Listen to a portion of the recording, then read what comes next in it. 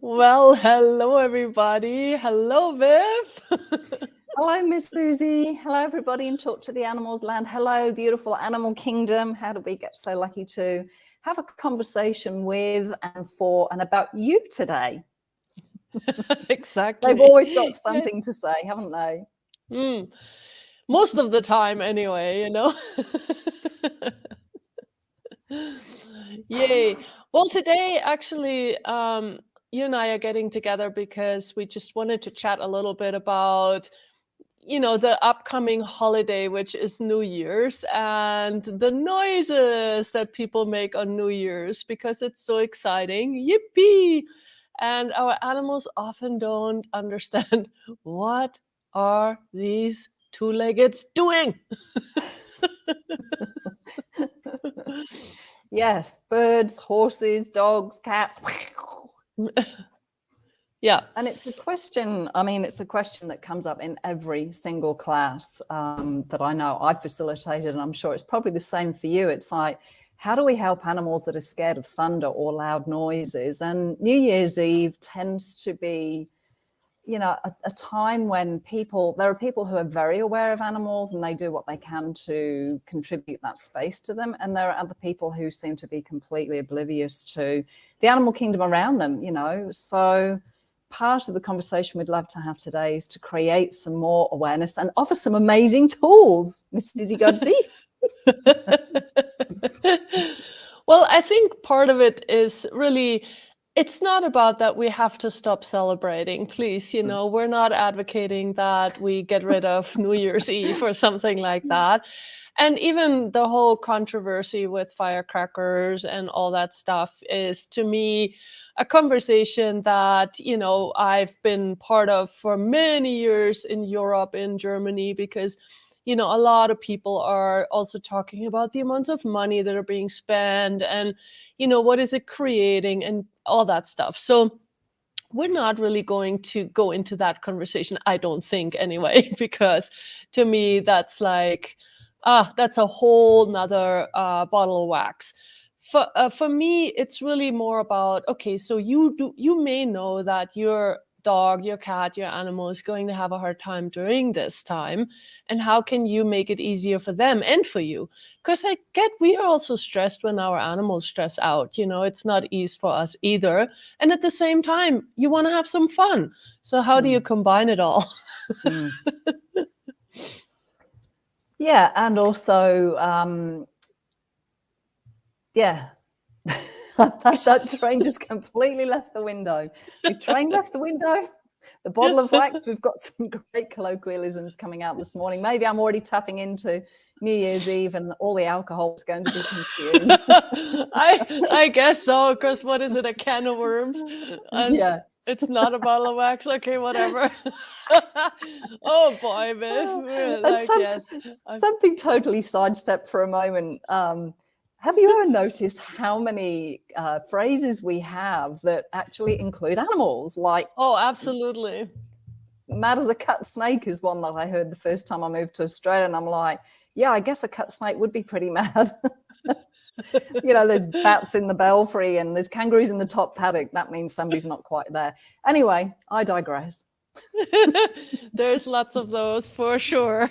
Yeah. And right now I'm being mobbed by 3 of my dogs here. I'm not sure what is going on, but they're all here right now sticking their noses. So anyway, we digressed, both of us, a little bit. So so basically my biggest thing about stuff like that is, when you're going into a holiday like that, a lot of times people are literally trying stuff the day off, which to me sometimes can work and sometimes can also create a little havoc. For example, I had a really big experience one time with my cat. I was going to take her on a pretty long plane ride. And so I had gotten these pills from the doctor that said, just give her one pill at the beginning of the journey and she will sleep the whole time. Well, I didn't try that pill prior. She was really calm. She was in her cage. We were about to get on the plane. We were about to board the plane, and I gave her the pill. Well, an hour later, this cat turned into a maniac, and she was going so crazy that I actually thought she would die. And I locked myself into the airplane bathroom with her to let her out of her cage so she could literally bounce off the walls. I mean, that's how crazy she was. And I thought she was going to die. I mean, I did not know how to help myself or her. I was trying everything I could. I was trying to pet her. I was trying to hold her. I was trying to ignore her. I was trying anything that I knew, and I could not keep her calm. And later I heard that some animals may have adverse reaction to these pills. Well, she was one of them. To try that out on the airplane wasn't the greatest move on my part. But, you know, she finally got so exhausted, she just keeled over and slept. But I thought she was going to have a heart attack. I mean, it was the worst time of her life, I am sure. And, you know, for me also. But so please, you know, anything you hear that might actually sound promising, please try it first when there is no panic situation. You know, try it in a calm environment. Try it where the animal is familiar. There is no distraction. There is no crazy that is affecting them. And, you know, and that's when you want to try these different things to see, hey, is this making my animal calmer, or is it actually adding to the aggravation? Yeah, I've never heard that story from you, Susie, before. And that's such a great tip, because I hadn't even considered that either. So, you know, for those of you that have animals, always ask the question. It's like, hey, is there something that your body would benefit from in regards to anything that you perceive as stressful? So whether it's a change in their environment, whether you're going out for the night and they're not used to being left alone, whether it's strange noises, whether it's, you know, going on a trip. For some animals, going in a car can be quite traumatic. So we're talking about New Year's Eve, but this is when you take this on a much broader throughout the rest of your year. There are lots of things that can actually create stress for the animals that we may not consider, things that we hear every day, things that we're around every day that we may not consider from their point of view. So the thing for me too is asking them the question. It's like, okay, so sometimes we find out through trial and error, like you just said, Susie, or if you've taken on a new animal or a rescue animal or something, and you don't quite know their personality, or you don't know what their things are. We do find out by going through that experience. So what if you could actually ask your animal prior to a situation? What if you could ask them some questions? Hey, you know, we're going to be going on this journey, or this is going to be happening this evening. We're going to have a bunch of people over, or we're going to be popping bottles of champagne, or, you know, there might be noises outside. It could be any kind of thing that we just take for granted and take for normal in our world that could be a totally new experience for them. So, you know, the interesting thing is animals are aware of the future. So I just had a little light bulb go on in my own world as to, I wonder if we can ask them the question. If we're aware of, say we're having some friends over for New Year's Eve, hey, you know, this is what's going to be happening, Kitty, or whoever it is in the house. Is there anything you would like to have, you know, for you? Would you like to be in your own space? Are you happy to mingle? Do you want to be around us? Do you want to, you know, be out in the garden? What is it that could accommodate you and make you more comfortable? And, you know, the other thing that I have found that's helped often is asking the question, okay, is there something that your body requires to actually facilitate you through this? You know, if you've got dogs that are particularly shaky with loud noises, it could be poppers going off, it could be fireworks, it could be thunder, it could be anything that is an unexpected, sudden, loud noise in their world. Is there something that your body requires to actually ease this? It could be a homeopathic, it could be, you know, aromatherapy oils, it could be their favorite cuddly toy, it could be being put into their crate, it could be anything. But if we consider our animals and we talk to them and ask them, what would they suggest? You know, what may they communicate to you that you may not be aware of yet? Yeah, totally. And, you know, I'm really happy that you mentioned those things, you know, homeopathy and all that. There's also what's called a thunder shirt. I just want to add that, you know, because some animals actually do well when their body is being squeezed. You know, it sounds bizarre, but it can create some comfort. So there is things called a thunder shirt. If you don't have that, if you don't have time to get that before the New Year's, then you can make it basically out of an old t-shirt. Put an old t-shirt on your dog and wrap something around it, maybe even another t-shirt, and tie it up so that it really feels like they're a little bit squeezed. Of course, you don't want to pressure them so hard that you're cutting off any blood or stuff like that. But it can be really quite snug, more than you think. And then there's also stuff like Bach flowers. Rescue Remedy is something you can put in their water. And like Viv said, aroma oils can be helpful. You can actually also very, very, very little put it on your hands and then just put it behind their ears, a little bit on their neck, or you can basically diffuse it in the air. Ask them what would be a contribution. Obviously, lavender is one that a lot of people might use, but still, it could be something else, But again, please try this prior. Don't rub oil on your dog and then later realize this was a mistake. Yeah, and the thing, again, this is something that I experienced years ago. I used to be a massage therapist, and in the clinic where I was working, we had a lot of aromatherapy oils in there. And a lady came in with a guide dog one day, and she sat down and she said, "Oh, my dog's really agitated." She said, the smells are really overpowering. And because she was blind, they become more dependent on their other senses. And so for her, the smell of aromatherapy oils was totally overpowering and was actually creating a reaction in the dog too. So be aware of, we know that their sense of smell is 1,000 times ours. So be aware of what you use, where you use it, and how much you use too. Oh, Marcia, exactly. Yes. It won't require a whole lot, But yeah, also some of it is really the acknowledgement. Please acknowledge your animals that this might be stressful for whatever reason. And please acknowledge too that they might have had some past experiences with noise. And yes, we have these access tools and we talk about some of the stuff which might be like, yeah, blah, blah. And what are you talking about? So, one of these things is that there is a possibility that your animals might have had a past life that is reminding them of bad situations where there were loud noises. For example, war. In war, there's a lot of noise going on, and a lot of animals in some lifetime have had that experience. Some animals have been shot in the past, so they know that noise might be associated with them dying. And so there's all that stuff that can also create a little bit of havoc in their world. And the most important thing is that you don't buy their shaking, their frothing, their nervousness as a problem. You have to stay calm. Because if you get crazy with them, then for them, it's even worse, But if you can stay calm, that can be very helpful to them, and not by saying it's okay.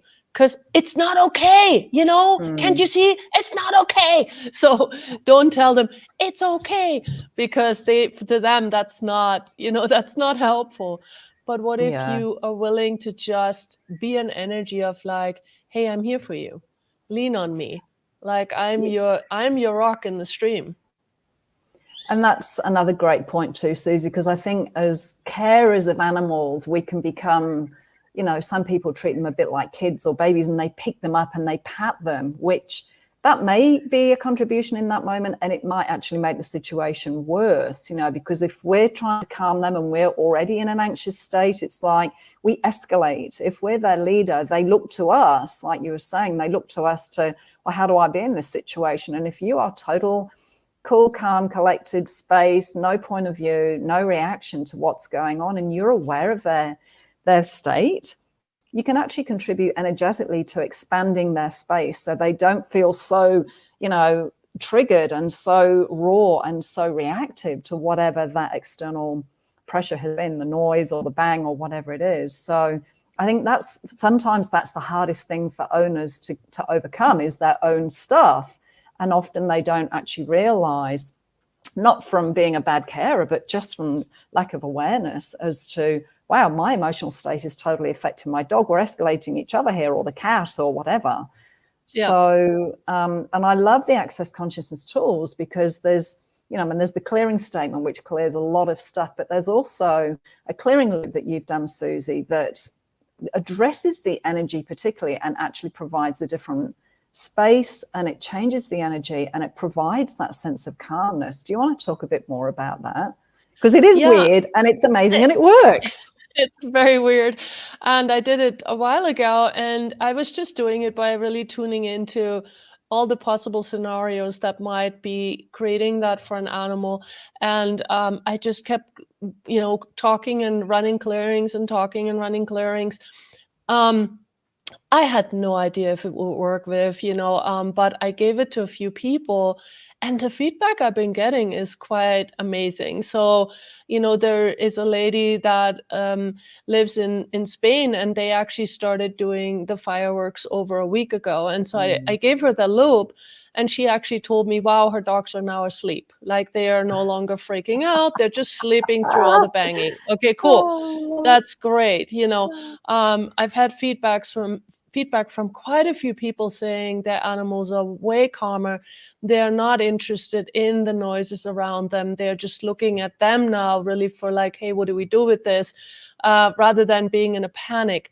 One lady actually today told me that she had been using the loop today on a walk with her dog, and her dog normally chases big trucks and gets really upset when there's a truck driving by. And so she said she just played it on the walk while they were walking. And she said the dog wasn't even interested in the truck. And I'm like, well, that's cool. How does it get any better than that?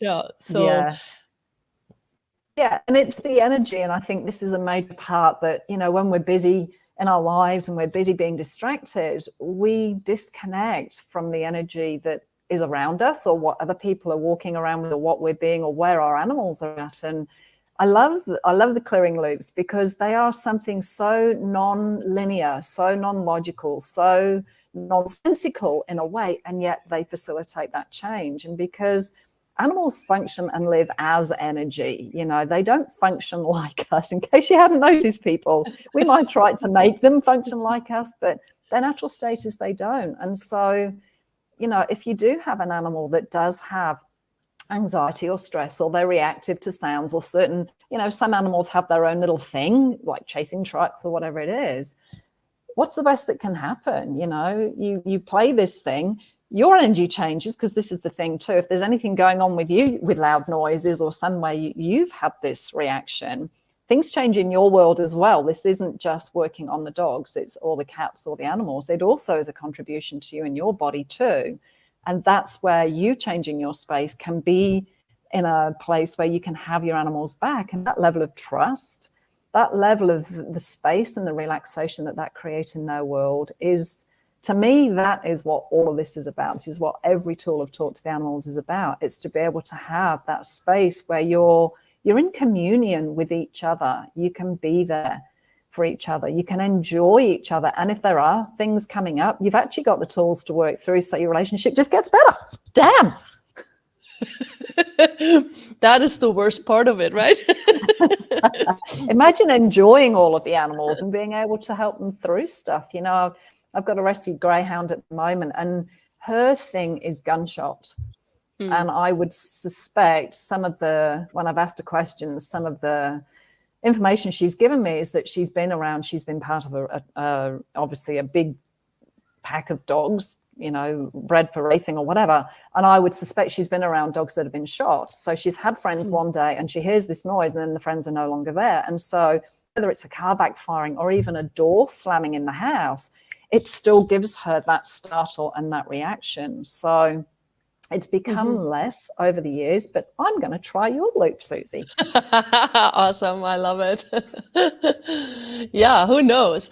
And, you know, just again, I know we mentioned it before, and Viv, actually, you mentioned a few things really quickly, one after the other. I just wanted to remind you guys, please have a look at where is your animal the most comfortable, and where is your animal the most relaxed. And it can be counterintuitive. You might think that, oh, they want to be with me the whole time.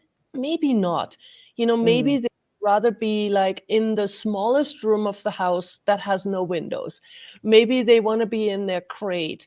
But again, this is where you have to try it prior to the event, or already have some experience where oh, my dog does better if they're in the bathroom. And if I put their bed in the bathroom, that actually works. Like my dogs, when there's a thunderstorm, the beds just go in the bathroom, and then they're all in the bathroom, and it's much easier for them than if I was to try and do it somewhere else. And this is when we have a really big thunderstorm. Small ones are no longer an issue. But the other thing is too, if you have more than one, they sometimes literally will trigger each other. It is very interesting for me to watch because, I'm going to actually run this loop myself again too, because it's really interesting to see how if one dog gets nervous and they're usually like the leader of the pack more, then the other dogs are concerned, this dog is nervous. What are they nervous about? I need to also now be nervous. So I think this is also something to just be aware of. What is the dynamic in your household? Who are the animals leaning on for support and all of that? And just play it in these situations. Know what you can do here to kind of give that a bit more ease. Yeah, great point, Susie. I just had a quick flashback to some other greyhounds, and we couldn't find them anywhere on the property. They were nowhere in the house. We're like, there's no way they can get out. I'd been vacuuming my car and left the car doors open. They were both on top of each other on the back seat of the car. So I went, okay. So then I had a Toyota RAV4 at the time. And so I opened the back door and just put some bedding down in them and left it open. That was where they preferred to be. So it's like, okay, well, I know where the dogs are. They found their own space. And it was obviously that sense of enclosure because, again, it can be counterintuitive. So, where is it your animals would like to be? If there are things going on around you on New Year's Eve, where would they like to be? Great conversation, Susie, as always. Yay. And Nicola thank you, Nicola. She's put the link to the download in the chat there for people too. Yeah. And I actually also put it in the description. So hopefully, everybody has a chance to get it. But we'll check afterwards just to make sure it's free. And again, some people have put it on a loop, meaning just let it run. You don't have to have it audibly loud or whatever. It can literally just run in the background. Your animals don't have to listen to it. And apparently it really doesn't matter what language, because the people that I was telling about with the feedback, their dogs live in Germany, so they haven't really heard English a whole lot. It still worked. So, everything's energy, right? Exactly. So I don't think it matters if you even understand it, but I can comfortably say that a lot of people now have said it works. So please play it for your dogs, for your animals, and see if it can be a contribution to them having more ease. And that's really all we want to do here is we want to give you some tools and some possibilities to create more space and ease for you and them. And who knows what it could create for you too. If you're a jumpy, nervy kind of person, what contribution could that loop be to you and your animals? Who knows? What's the best that can happen? Yay. Thank you, Susie. Well, I want to take this opportunity to say Happy New Year to everybody. What would it take for 2023 to turn out far greater than we could ever imagine? And what else is miraculously possible? Yay! Thank you, Viv, and thanks everybody for watching us and having a good time with us. And what else is possible? Yes, in 2023. And on that note, it's good night from me. Bye, everybody. Bye. Thank you.